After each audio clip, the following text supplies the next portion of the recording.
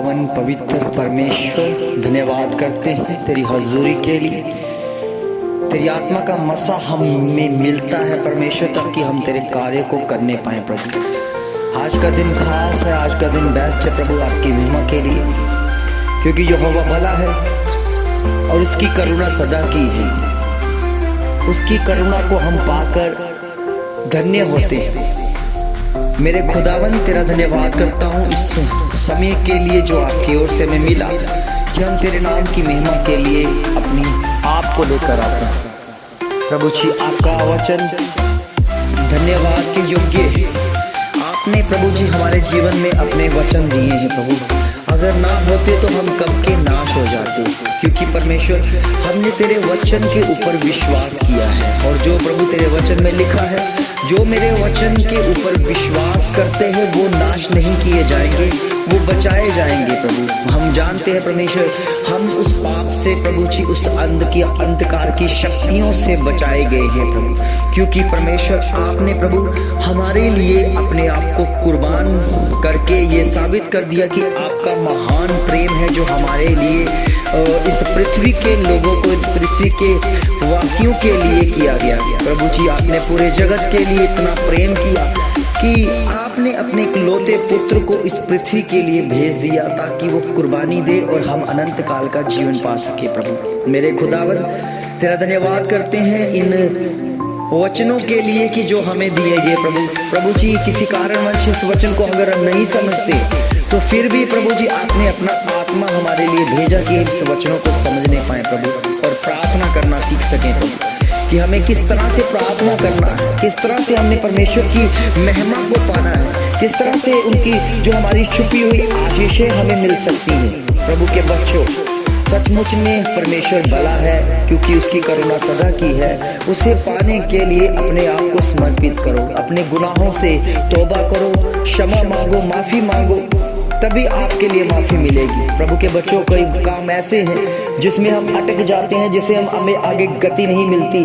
हम सोचने विचार में लग जाते हैं कि ये कैसे हो रहा है, क्यों हो रहा है। कारण यही है कि हम गुनाह में फंसे हुए हैं, और जब तक हम परमेश्वर से माफ़ी नहीं मांगते हैं, तब तक हमारे लिए जो रास्ते बंद हो रखे हैं वो कभी नहीं खुलेंगे। प्रभु के बच्चों, कभी वो रास्ते नहीं खुलेंगे जब तक आप परमेश्वर से क्षमा नहीं मांगोगे। हमें क्षमा किसी मनुष्य से नहीं मांगनी है, हमें क्षमा किसी के आगे गिड़गिड़ाने के लिए नहीं मांगनी है। हमें क्षमा उस खुदा से मांगनी है जिसके हम गुनहगार हैं, जिसके वचन को हमने रद्द किया, जिसके वचन को हमने तोड़ा है, और उससे क्षमा मांग लो, क्योंकि वो क्षमा करने वाला परमेश्वर है। वो अभी समय है आपके पास कि आप उस परमेश्वर की महिमा कर रहे हैं। वो अभी दया के सिंहासन पर है, वो दया दे रहा है और सबको माफ कर रहा है। इसलिए प्रभु के बच्चों, अभी क्षमा मिल जाएगी। नहीं तो समय आएगा जब परमेश्वर न्याय करेगा, तो तब कोई क्षमा नहीं होगी। इस समय जो गुनाह करता है, जो नशे करता है, जो अपने आप को बदल नहीं पा रहा है, वो प्रार्थना करें, उनके घराने मिलके प्रार्थना करें,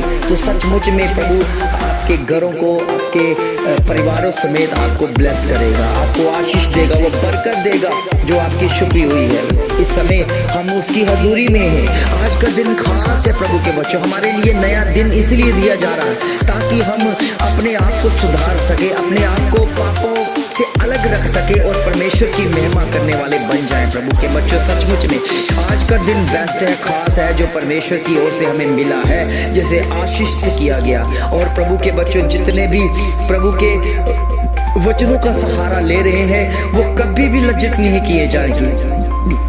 अगर उनको कोई लज्जित करता भी है, तो ये मत घबराएं कि परमेश्वर उसका कुछ भी नहीं करेगा। प्रभु के बच्चों, सोच रखो कि परमेश्वर का वचन कभी बदलता नहीं है, वो पलटा लेता है, वो बदला लेता है। आपके जीवन में कुछ भी गलत हुआ है, आपके साथ गलत हुआ है, तो वो परमेश्वर है जो आपका बदला लेगा। अगर आपने किसी के साथ गलत किया है तो क्षमा मांग लो, नहीं तो परमेश्वर पलटा लेता है। हम कई बार सोचते हैं कि हमारे जीवन में हम पाप करते हैं, गुनाह करते हैं, तो हमारे जीवन में कुछ नहीं हो रहा। प्रभु के बच्चों, हमारा जीवन खतरे में है, हमारा जीवन घटता नजर आ रहा है। क्योंकि अभी तो हमारे जीवन में कुछ नहीं घट रहा, मगर एक समय आएगा जब घटना शुरू हो जाएगा, हमारा जीवन समाप्त हो जाएगा, हम बड़ी बीमारियों में होंगे, बड़े ऐसे विचारों ऐसी सोचों में होंगे जिसका कोई हल नहीं है। प्रभु के बच्चों, अभी समय है, आप क्षमा मांगो तो परमेश्वर आपको वचन देगा, अपने शब्दों से तुम्हें संवारेगा, अपने शब्दों से आपको निखारेगा, अपने शब्दों से ही आपको सुधारेगा। प्रभु के बच्चों, हमें गौर करना है परमेश्वर की आत्मा से, हमें गौर करना है परमेश्वर के वचनों के ऊपर, क्योंकि हर एक मनुष्य जिसकी आंखें तो होती हैं मगर फिर भी वो अंधेपन से अपने आप को जूझ रहा है, उसको ऐसे शो करता है कि मैंने कुछ दिखा ही नहीं। हम कितने बार हम परमेश्वर के वचन को अनसुना करते हैं और गुनाह करते जाते हैं। कई बार नशा कर देते हैं और नशे के आगे जो वचन लिखा हुआ वो समझ नहीं पाते हैं, क्योंकि उस पर लिखा होता है कि ये शरीर के लिए हानिकारक है, ये हमारे शरीर को नाश करेगा, या हमारे शरीर को रोग से भर देगा, फिर भी हम इसे समझ नहीं पाते, उसको बोलते हैं अंधापन।